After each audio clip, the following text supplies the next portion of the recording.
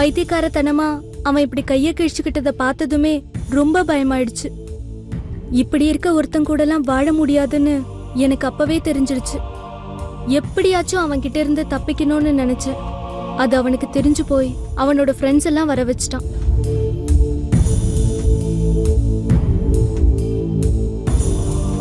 என்ன பண்றதுன்னு தெரியாம தான் கார்த்தி அண்ணனுக்கு ஃபோன் பண்ண.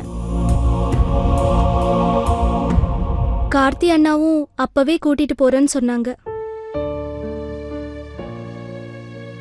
ஆனா இவங்க வந்தாங்கன்னா பெரிய பிரச்சனையாவும் எனக்கு நல்லாவே தெரியும். அதனால அசோக் அசந்த நேரமா பார்த்து கார்த்தி அண்ணாக்கு ஃபோன் பண்ணிட்டு அவன் வீட்ல இருந்து நான் எஸ்கேப் ஆனேன். அத அவனும் அவனோட ஃப்ரெண்ட்ஸும் தெரிஞ்சுட்டு விரட்டிட்டு வந்தாங்க. நல்ல வேலை, கரெக்ட் டைம்க்கு கார்த்தி அண்ணா வந்து என்னை இங்க கூட்டிட்டு வந்துட்டாங்க. நல்ல வேலை, கல்யாணத்துக்கு முன்னாடியே அவனை பத்தி உனக்கு தெரிஞ்சது.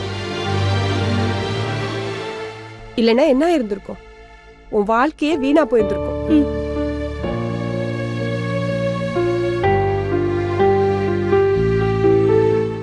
இன்னும் ஏமா சோகமா இருக்க? அதான் அங்கிருந்து வந்துட்டல. இல்லண்ண, நான் அவனை ரொம்ப நம்பினேன். அவனும் என்ன ரொம்ப லவ் பண்ணான். அதுக்காக எப்ப என்ன செய்வான்னு தெரியாத ஒரு ட்ரக் அடிக்டோட எப்படி உன்னால வாழ முடியும்?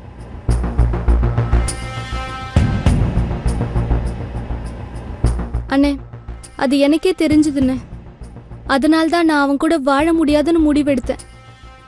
இருந்தாலும் என் மனசு ரொம்ப கஷ்டமா இருக்குண்ணே.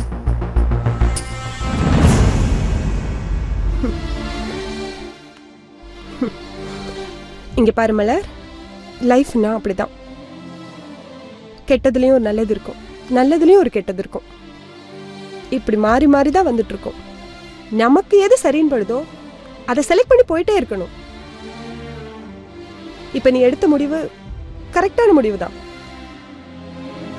இதுல நீ வருத்தப்படுறதுக்கு ஒண்ணுமே இல்லை, எல்லாம் நல்லபடியா நடக்கும்.